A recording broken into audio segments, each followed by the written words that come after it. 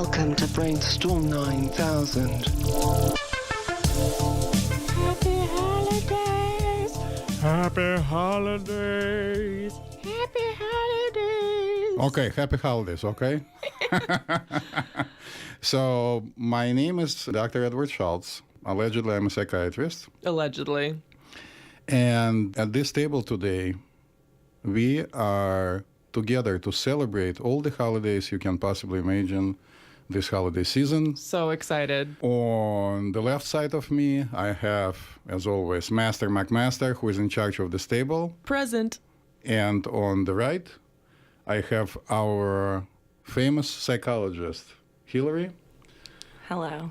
How are you? Welcome, Hillary. Yes. And You can hear her soothing voice. Always. welcome, Hillary, and welcome, audience, to another episode of BrainStorm 9000, the podcast where we talk about your brain and other stuff. This week, we have our second installment of our Coping with Stress series. Yeah, but before we start coping with the stress, let me remind you that holidays actually originally were conceived and designed to bring about pleasure and happiness and the feeling of togetherness with whatever group you belong to.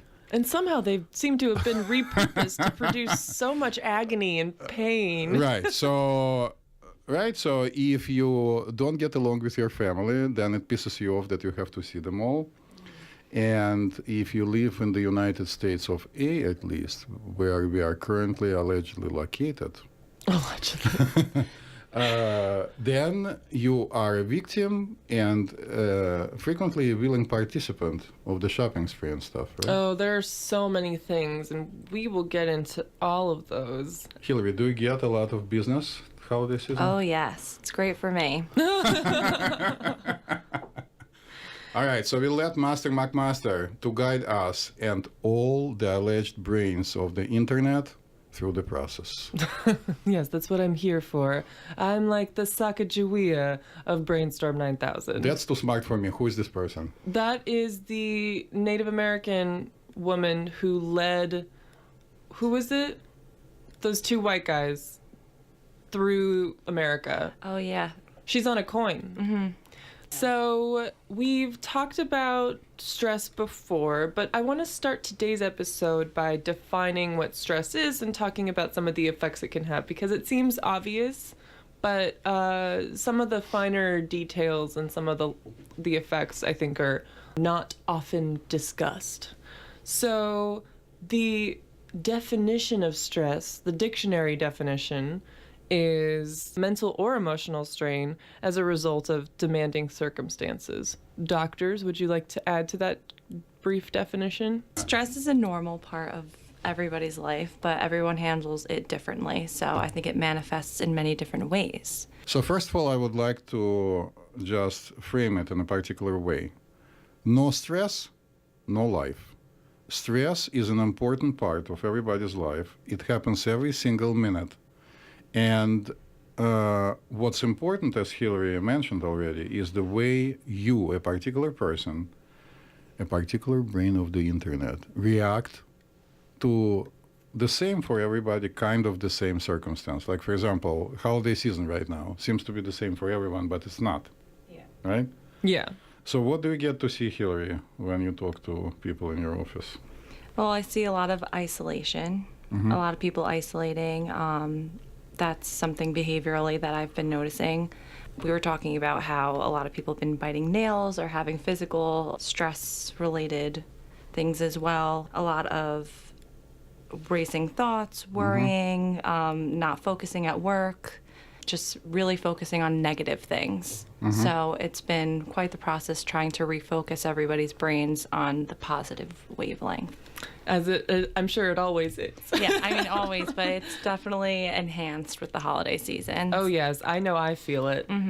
So I can tell you that when my children were born, we both read Dr. Spock's books. So Dr. Spock was a doctor who wrote extensively about how to raise children. Not the one from Star Trek? Yeah, that's what I was thinking. So Dr. Spock was a guru of how to raise children. Funny enough, he wrote one book, and then he wrote a book against the book that he wrote previously. Oh, okay. But one of the things I remember clearly is that he said that it's better to bite your nails than other people. I suppose that's true. I have to agree with that. So you see isolation, anything else? Substance use is definitely a huge thing. A lot of people are drinking and kind of use the holiday parties and holidays as an excuse to drink more. I Right. certainly cannot relate to that. Yes, and coming from Russia, I can't even talk about it. I just don't even understand. Yes. What else? People are pushing away people more often, not talking, not engaging in conversation with friends. So that has to do with more of like the isolation, but definitely rumination on negative things and thinking about how, in the movies, everything looks all glamorous and lovely during the holidays and, focusing on, oh, well, my life isn't like that. I'm not in a relationship. I don't have a good family around me, so. I blame all of those, like Yeah. Hulu, Hallmark, I know. Netflix movies, like Holiday Engagement and Yeah. the Holiday Crush and the Christmas Wish and the Christmas Kiss and any other combination of any of those words. It's been made, and people love them, and they set up such an impossible expectation for the holidays. Yeah, exactly. And it's like when you think of your own life, your life isn't like that. No one's really is. so. Yeah. It has been coming my way also quite a bit. But of course, because you are a psychologist and you spend almost an hour with a person every week, and they trust you since they keep coming back to you, they reveal to you significantly more stuff weekly. What I know as a psychiatrist is that the rate of any kind of exacerbation, meaning doing worse, of any kind of significant emotional issue is very high during the holiday season. And of course, people begin to remember their relatives that passed, the relationships that have been broken.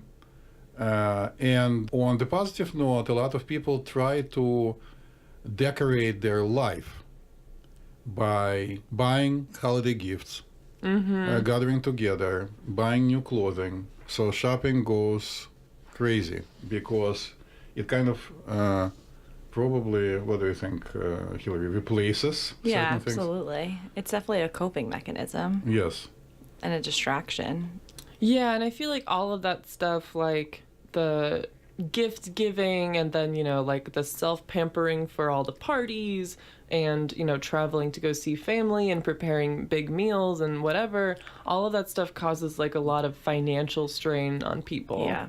Which is something that a lot of people have been talking about. Yeah. So budgeting appropriately is definitely a huge thing to be conscious of during this time. Yeah. Yeah, and also I would like to emphasize what Dr. Schultz said about family. Right. Because, yes, I mean, for a lot of people have great supportive families, but, not everyone has a family that looks like a Norman Rockwell painting. Nope.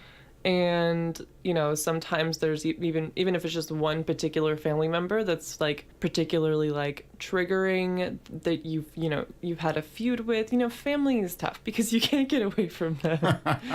Nope. And Of course you can. That, well, Move to Russia. some of us moved to different states. No, Right. I love my family, but even like from someone like me who like I adore my family. I love them so much. I talk to them every day. But spending that much time together in one house, like for that much time, like that many days, it can be a lot. It can be a lot to handle. Correct. Yeah, especially if you are a child and you have to meet with your parental units, who is going to immediately give you unsolicited advice. Yes. Coming from a country where we joke about it, that Russia is a country of unsolicited advice. I can totally relate to that, and it can be very difficult. Something that I think both of you touched on is that the holidays can bring up a lot of mental health issues, and like you said, Dr. Schultz, exacerbate them, make them worse, make them more pronounced. So things like anxiety or depression or eating disorders, or things like substance abuse, things like that. Well, it can make them worse or it can make them come back, let's say. Right. Like somebody has been sober, let's say, for a few months, and then goes out to an office party, picks up a beer, or picks up a joint, which I think is a reality nowadays. Yep. And the cycle starts again. Yeah, same with eating disorders, because so much of the holidays revolves around massive quantities of food. Right. And everyone's always so concerned with like holiday weight gain, and everyone wants to look their best for the new year. And there's just so many expectations that can really conflict with what's really best for us. Yeah, and then it goes the other way with now that the binge eating disorder is now part of the DSM-5. Right. And it's recognized. That's also something that a lot of people have been talking about, having issues going to parties and eating excessively. So I certainly know nothing about that. I know it all too Yes, well. we both don't Yeah. like pizza. Do you like pizza, Hillary? I love pizza. Yeah, what's wrong with you? Maybe you're human. Yeah, sorry guys. My secret's out. So it's also being one of my points that I always make, that the way we were designed until, let's say, 50 or 60 years ago is very different from how the society in general is nowadays. So holidays years and years ago, maybe more than 50 or 60, rotated around certain events in nature. Like, for example... Well, that's much more than like 50, 60 years ago. Yeah, like, for example, it's cold outside, right? Yes. So you get together, you eat calorie-rich food, and you consume some alcohol. You just had to finish harvesting stuff. So you gather together and enjoy the results of your harvest. It ain't so anymore. You can go to any store, I'm talking about the United States only at this time, and buy whatever you want. You can buy watermelons in the middle of the winter, and Yep. you certainly can eat cake anytime you want. Right? Yes. And abundance has become an issue now in the United States. Not for everyone, not for everyone at all, but at least to desire to have abundance, probably for everyone. So even people who can't afford stuff are going to go and get it. And Hillary, you spoke about it already. Yeah, and I think this is a huge issue that a lot of people have been talking about, especially in New York City, but I'm sure everywhere else. But everyone feels the need to buy excessively for others and for themselves because, you know, that's just the society that we live in right now. Yes. And so Yeah. social media is definitely enhancing it as well. Yeah, because of course, you know, you go on all these social media profiles, especially if you're looking at like the Kardashians, and they have this enormous family with a huge table with so much food, the biggest Christmas tree you've Yep. ever fucking seen. They give each other so many gifts, and they buy themselves special outfits and, you know, do special holiday makeup, and it seems like that's the key to having this like picturesque holiday season. You get to be that person who makes people happy by giving them all the cool gifts, and you get to be the most glamorous person by buying yourself all of these things, you know? Yeah, we need to lower our expectations a little bit. And I would like to remind people, since I'm a living time machine in this room, I'm 63 years old, We know. that actually before, and I grew up in an environment like that, when people were relatively poor, in the Soviet Union in the early 60s, I already remember I was 5-6 years old, people didn't have much. So there, when you came to somebody's table and brought with you rare stuff, I don't know, caviar, or a good cake, or I don't know, a good piece of meat, or a bottle of vodka, or something, it was really valuable. You added to the table, and I mean, there was an abundance, but it wasn't crazy. This day and age in the United States, of course, there are people who don't have enough money to eat, and they don't even have food stamps. And for them, of course, all this stuff is very important. But for people who are listening to us on their expensive cell phones, it's probably not the case. And so is it a good idea to get together? Absolutely. Yeah, I think it's very important.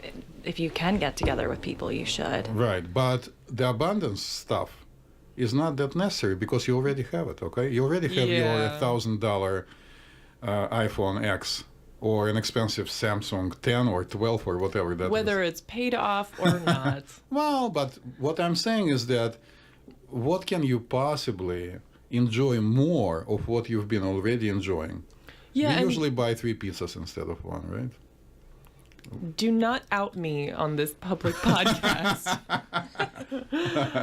No, I was going to say what you're saying rings so true. And it actually reminds me a lot of what we talked about a few weeks ago in our consumer culture episode. So if you haven't listened to that, it's still very topical for this time of year. Our materialism versus happiness. We talked a lot about how the acquiring of goods, while it might be a pervasive thought that can then bring you happiness, we look at all the different ways in which that's kind of not true. Even though we all kind of are aware of that idea, a lot of us don't take it to heart. Yeah, and then it's difficult when you are gift giving and, you want to, appease other people and you want people to be happy with what you're giving, but doing different things like having a spending limit or making your own kind of gifts for people is actually more touching and, heartfelt than going to spend, $300 on, I don't know, jewelry or whatever. But those are different ways that you can kind of relieve some financial stress and stress on yourself and others. I remember this time last year, I think the thing that I was the most stressed out about was getting the right gift for my Secret Santa at work. Yeah. Because Stressful. I had a stressful work environment. I had a particularly difficult Secret Santa person. And I really wanted to make them happy and impress them so that it would, make them like me more. I would look better to the office. So I wanted the perfect thing to make them happy.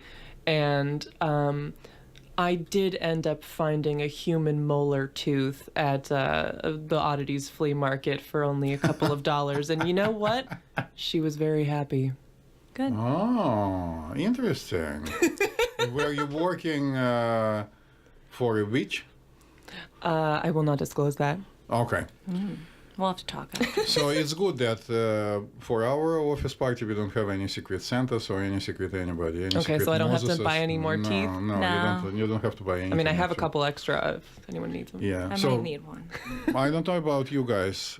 For me personally, any holiday is yet another excuse to get together with people I really like. Right? Yeah. Except for some people, myself excluded, luckily for me, it ain't so. Yeah. I think that a lot of people struggle with being isolated or alone during the holidays and they just fall further into it. But there's a lot of things that Yeah. you can do to reverse that. Yeah, well, and also on that note, I want to mention that I think one of the biggest things is, the holidays are a reminder of togetherness. Let's all get together and spend time with the people we love, with our close friends, with our family. And for some people, depending on where they are in their lives, that in itself can be really difficult to handle because some people might have really strained relationships or things just don't work out. There's the expectation that you should be with family on Christmas Day or during Hanukkah or on Thanksgiving or something, and you should be with someone you love on New Year's Eve, but it doesn't always work out that way, and maybe you don't have a great relationship with your family. You still can feel depressed and disappointed by the fact that then you're not. So on Thanksgiving, I was planning on spending it with my boyfriend. My family lives in another state. And my boyfriend ended up having to work, and he was on a long work trip, and it was difficult for me to deal with because I was like, well, I have to spend this day with someone. It's not just another day. Literally everyone else is with a big group of people that they love, and they're all having so much fun. So I can't just sit here by myself. And then, I found a friend's potluck to go to, but I definitely felt like just that expectation was really heavy and caused a lot of stress for me. Yeah, I realized this year, I don't know if it's because this is the first year that I'm doing individual therapy with people, but I had probably about half of my patients tell me that they spent Thanksgiving alone. Right. And it was a little bit empowering for me to hear that they were okay, like that they were okay with it, because Yeah. I would have been upset. But then, you know, hearing how they spent their Thanksgivings, I was like, that sounds like a great day. You know, a Yeah. day that you had for yourself. And, you know, the way that they looked at it was in a positive way rather than a negative way. And the society is evolving. I know I keep saying it, but I see it very clearly. And this day and age, please feel absolutely free to spend the time by yourself, because now a lot of people are separated, like it or not, but this is a part of the process of the way society is moving to. People have computers, people have TV sets, people move around, especially in the United States, to an enormous degree. I saw a patient of mine yesterday who happens to be a psychologist, who literally cried, telling me that they were moving to a different state. And I said, what's the big deal? Yeah, Dr. Schultz, but I like you so much, and I thought you are going to get upset that I'm moving. I said, no, absolutely not. I'm very happy for you, because the person was moving into an excellent, unbelievably good situation for them. Oh. Basically, getting engaged, having a beautiful job, and for God's sakes, living in LA, my favorite city in the world. What a nightmare. See? So Yeah. for you, it doesn't work? For you No, too? I love definitely it. not. Well, whatever. But this is totally fine. Yes, there is a script that people keep writing for us day in and day out. But I don't think we have to follow the script all the time. No. But it's very difficult to unfollow. So, Hillary, how do you help your patients to unscript the script? Well, I think a lot of it is thinking about not following the expectations of society and not focusing on social media and what, you know, looks like the ideal holiday. Yeah. And we've been talking a lot about like the law of attraction, actually, and how if we're thinking positive, usually positive events or experiences will happen. Is that like the secret? Honestly, it kind of works. It's very weird to think that just a positive thought can, you know, manifest itself in your reality, but it does. You know, So- I saw an Instagram post last night. This ties into almost everything you just said. It made me feel really bad about myself because this person was having an awesome time, like in a tent on top of a huge mountain with their husband or something. There was a lot going on, and I was like, God, that's so cool. Yeah. And the caption that they wrote for it was that this time last year, they wrote themselves a letter in like the present tense. So they wrote it in 2017 as like 2018. I had such a great year. This is what I accomplished, and like listed all of these things that they wanted to accomplish. And then I guess somehow they did it, and they talked a lot about the law of attraction for Yeah. that. Like, I had these goals, I was thinking positively, I knew I would achieve them, and I did. Exactly. It's kind of like what you put out there is what you're going to get. And that's why I think, especially during the holidays, if you're isolating yourself and being negative, that's what your experience is going to be. But if you force yourself out there and think more positive and you're grateful for what you have instead of what you don't have, that will kind of make your own mood and symptoms of whatever you're experiencing kind of alleviate in some kind of way. I couldn't agree more. I personally live by what turns out to be the law of attraction most of my life, immigrating with $90 per person, with 2 little children, knowing nobody in this country was kind of crazy, but because I personally had a very strong belief that it's the right thing to do and things are going to happen, they are happening. I don't know how fantastic we should get here. It's probably a very simple idea. You put your mind to it, and you'll begin to make sure, once you believe in it, that it happens for you. Yeah, I'll go on the record saying I think that the secret and all of the quantum physics aspect of that is total bullshit. Yeah. And but I do think that the psychological aspect of it that Dr. Schultz just pointed out is very real and can be a really good motivator. So I'll go on the record, first of all, to tell people who probably haven't read and don't know what it is. The Secret is a book and a movie, which was, when it came out a few years ago, extremely popular. It was like 10 years ago. Yes, and I also would like to go on the record with my favorite idea is that we don't know whether the reference to quantum physics and what they say is accurate or not. We cannot test it. But for a lot of people who put their mind to something, things happen. Like somebody decide at age, I don't know, 10, that they want to become a movie star, and they do everything to get there, they'll be acting. I don't know that they're going to be famous like Johnny Depp, who just, in a very relaxed way, in a typical Dow story, came to LA and randomly became famous, totally randomly, except that he's gifted, super gifted, right? Yeah. But I think that what Hillary just said is extremely important for people to realize. It's basically all about how you frame it, right? Mm-hmm. Oh, I'm so lonely. Or you can say, aha, so today I can watch all my favorite Netflix shows. I have the whole day to myself. Exactly. Yes, I can go to, if you can afford it, to a spa. But it doesn't have to be a spa. You can go and take a nice walk. Take a bath. Yeah.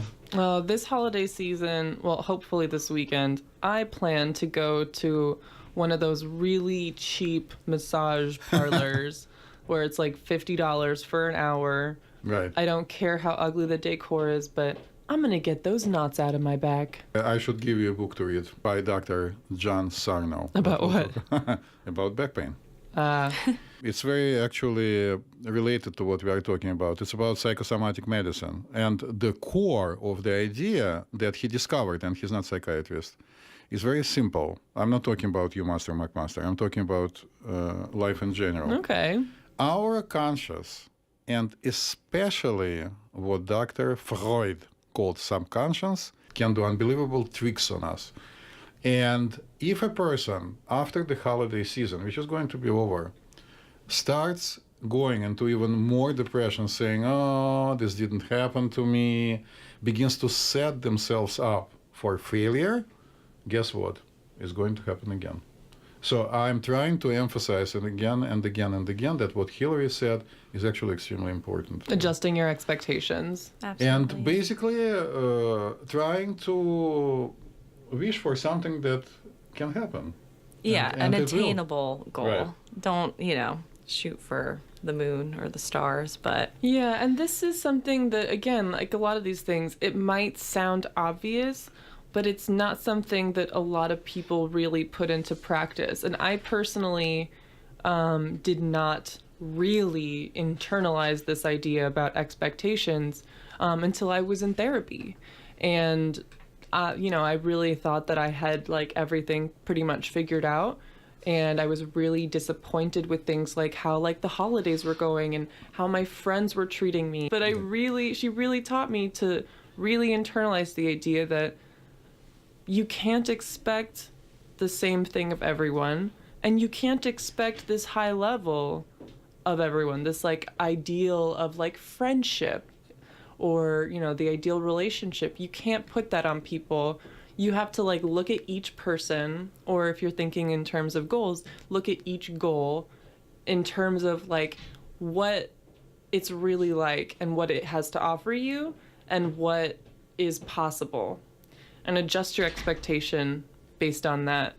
And again, I know it sounds really simple, but really internalizing that changed my life. yeah. So And- Hillary, what other advices do you have for our audience? I think that, as we get older, kind of what you had just mentioned is that things are changing and relationships are changing and traditions and the way that we celebrate holidays are different. So it's accepting that just because it's not the same as like last year or it's not the same as you hoped it could be, that it could be just as good in a different way. So, calling your family on, we have FaceTime or whatever, like making little traditions like that might be helpful, and, or going out and helping somebody else. instead of, Yeah. ruminating negatively on yourself. And I don't know what you doctors would say about this, but I just want to throw out a quick thing. We've been touching on the topic of family and how great it can be or not be to spend time with them and everything. But I just wanted to throw out there that the idea that if you don't have a good relationship with your family, again, you can draw, that doesn't need to be an expectation for you. It doesn't need to be a necessary part of your life. You can create your own family. Yes. With your friends and people who are important to you. Yeah, and it's kind of even empowering and gives you a good self-esteem boost if you do go out and do something for someone else. And in doing that, you can also meet other people who are in very similar situations as you are. Yeah. So I also would like to mention this. The same is true about holidays. Listen, you probably work, and it's probably the time when you can take the time off, and you might want to utilize it to your personal, your own benefit. No one else's but your own. Of course, if you are in a meaningful relationship, you have to be aware of your partners, and you also have to be aware of the fact that you need to meet up with your friends. But it's perfectly fine to say no to certain activities, right, Hillary? yeah, I mean, you have a million holiday parties going on usually. If you have friends and you have relatives, you're being pulled in a million places, and you got to do what you want to do. Yes. In reality, you can't say yes and force yourself to go somewhere because you feel obligated to. Yeah, I think that's such an important thing to keep in mind in terms of helping to prevent holiday stress, is keeping that in mind, that you can say no to things, and you have to know your limits and know when to say no. Yeah, and do you. Yes, and I also would like to suggest to people in a probably naive way, because whoever is doing it will continue doing it, and whoever doesn't do it, I doubt will do it, but let's put it out there. Let's say you are going out to a party tonight, and you have a habit of going to the gym. Go specifically today and work out a little bit more to prep your system to consume whatever garbage you are going to put in there. Because if you can do it health-wise, extra, anything you put in, including alcohol, your body is going to recognize as carbs, carbohydrates. That your Just on a muscles, physical level? Yeah, that your body needs to digest. I used to run every day years ago, for many years. And for me, meeting with my friends and drinking wine was very easy, because my body thought that wine is just another carbohydrate and just ate it up. But if your objective is to get drunk out of your mind, please remember that in a state of a total oblivion, in a blackout, you cannot enjoy anything, and you'll wake up in the morning in severe withdrawal, what we call hangover. Have you seen the movie Hangover? No. Are you kidding me? Have No, you seen I the movie have. Hangover? I have. I did not enjoy it. Sorry. I mean, Zach Galifianakis is great, but come on. It had its moments. Right. So, Well, going off of that, I think Okay. with the gym, I mean, that's just part of some people's course, routines. of But course. I think with this holiday season, it's really easy to get dysregulated and be all over the place and not follow your usual routine. Yes. And I think it would help if you try and maintain some sort of routine to maintain your own mental health. yes, and your physical health, which Yeah. is directly connected to your mental health. Yeah, They feed off of each other. they do. That explains my current state. I'm so functional. So, maybe the time has come for Hillary and myself to talk about people who do need professional help. So far, we've been talking mostly about people who don't require medication, don't suffer from any emotional issues. I mean, yes, they come and see Hillary, but it doesn't mean that they're all on medication and stuff. Maybe it's the time to talk about people who do have a recognizable emotional issue. What would we advise them? Hillary? Yeah, I mean, first of all, I think going to seek help is obviously very important so that you are not just internally thinking about what you're experiencing, whether it be depression, anxiety, or something greater. But putting it out there and talking about it and talking through it with someone, whether it be a friend or therapist or family member, I think is one of the most important things to do instead of just keeping it in your head swirling around. I think that's really negative. So, Yes. and I think also pushing yourself to get out of your house is a big thing that will help most people, no matter what you're experiencing. I suggest that one of the important things to remember for people who are on medication is what Master McMaster and myself spoke about, SAD, SAD, the seasonal affective disorder. So this time of the year, it's blooming, so to speak, in a negative way, and it's a very good idea during the change of season from fall to winter, and actually from winter to spring, to see your mental health providers, if you have them, on a regular basis. I'm also going to say something very probably unexpected by you. Do not try to stop your bad habits during the holiday season, because you are setting yourself up for a failure. Do you agree or no, Hillary? I think it depends on the behavior, but Let's say overeating.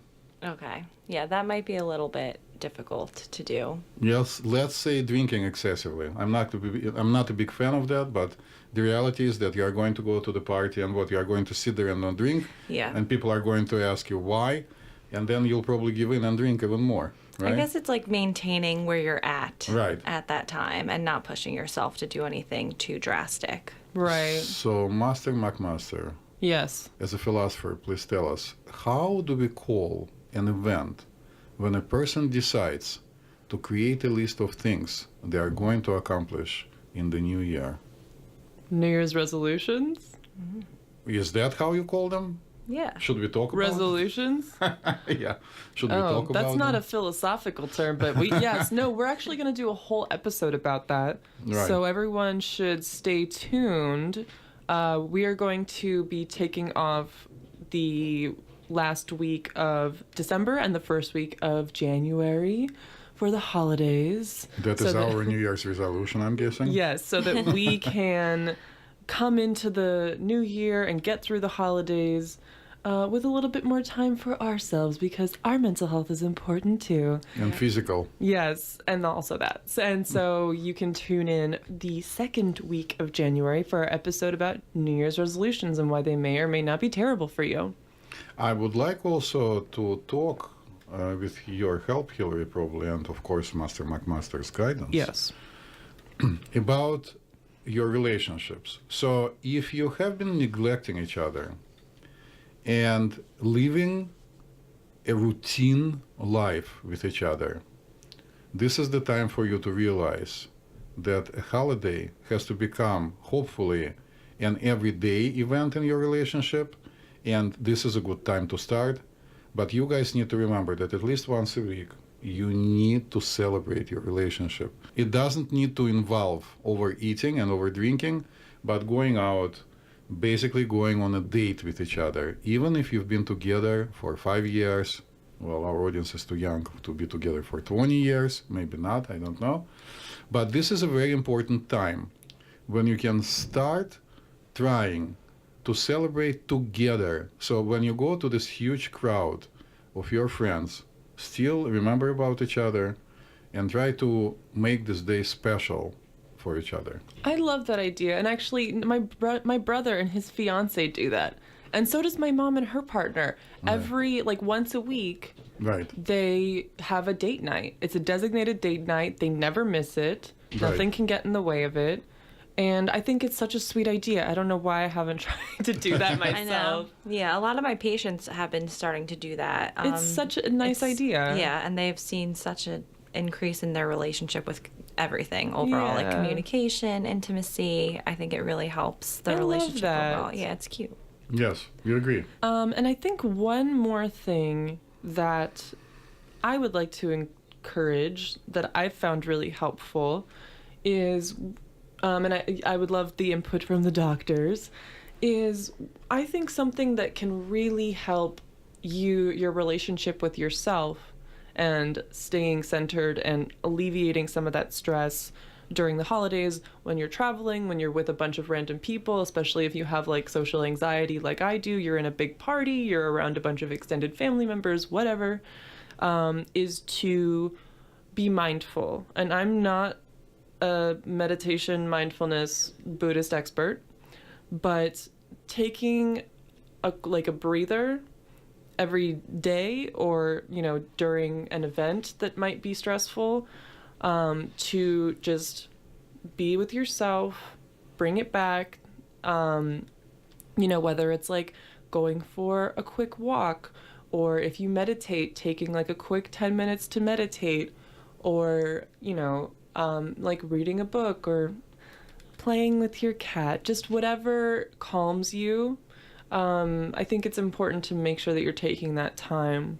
It doesn't have to be a cat. If you like dogs, it's okay too. No, I don't think so. I don't think it works. Hillary, what do you think? Yeah. What advice do you have about mindfulness? I think mindfulness is also something that I've been talking about a lot about recently. Can you define it for our listeners a little bit more? It just means to be in the moment, be present, and not living in the past or the future. Because usually we're depressed because of what has happened in the past, really anxious because what we have ahead of us. So just bringing ourselves back to the now and kind of taking a picture of like what's around us, how are we feeling, who are we talking to. Checking in with yourself. Yeah, I think it's really important. And even if you're not alone, say you're at a party and you're freaking out and you have a million things to do and you don't have the time to be there and you're having social anxiety, like focusing on the conversation that you're having with people. Okay, yeah. Just something simple like that, and being engaged with someone completely and fully, just that can, bring you back to that moment, and it will be more enjoyable. So we are talking essentially about observing yourself a little bit. Yeah.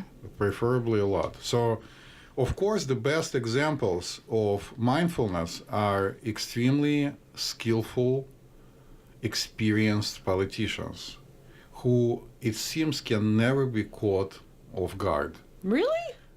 Experienced politicians, skillful, of course not. Or experienced, skillful negotiators. Huh. We don't get to see that many of them anymore, but it's very difficult to imagine that somebody jumps out of the crowd and asks Kissinger, who some people probably don't know who he was. He used to be Secretary of State many, many years ago. Now he's very old. We know who he is. Yes, you know. So he would still take a pause and answer very calmly in a non-combative way. Oh, that's not very common among the current politicians, but... It depends. It depends. They are still very skillful and experienced politicians to be found everywhere in the world.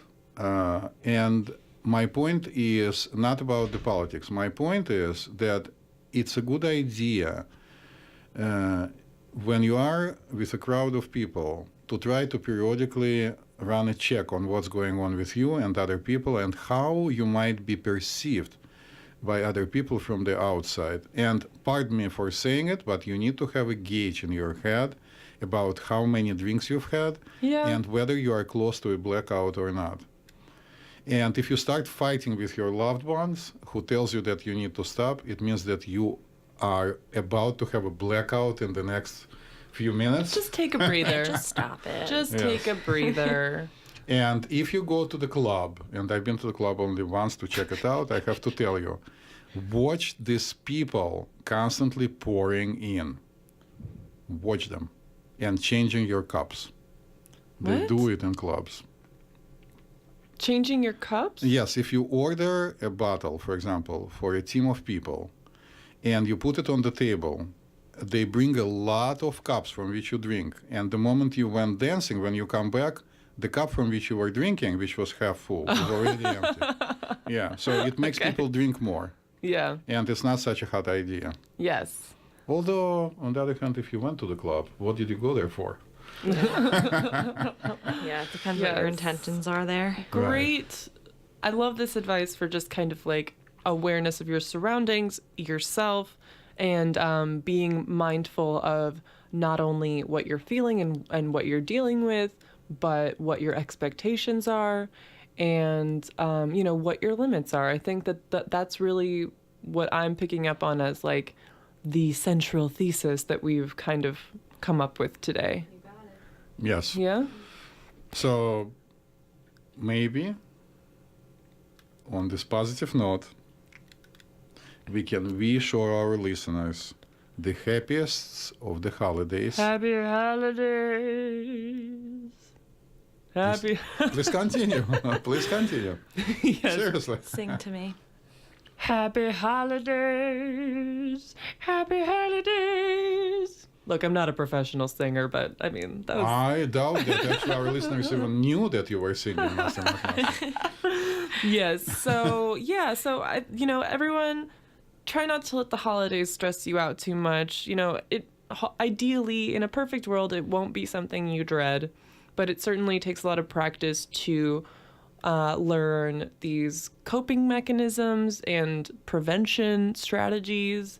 And it really just comes down to getting to know yourself, recognizing your holiday triggers, financial pressures, personal demands, whatever, so that you can, work with those before they cause a total meltdown. And please, if you are one of the people who is going to spend 8 to 10 hours on the Times Square waiting for the thing to drop, Oh, God. write to us and explain to us how can you tolerate it without going to pee for 8 hours. That's your main question? It is a big question for I me. have a lot couldn't- of concerns. Adult diapers, maybe? I don't know. I don't know, but we I have need no people to idea. give us some feedback.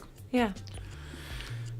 And please continue to keep your brains wide open. Yes. Thank you again for joining us, Hillary. Thank you for having me. Okay. Happy holidays, Earthlings. Happy holidays. Goodbye.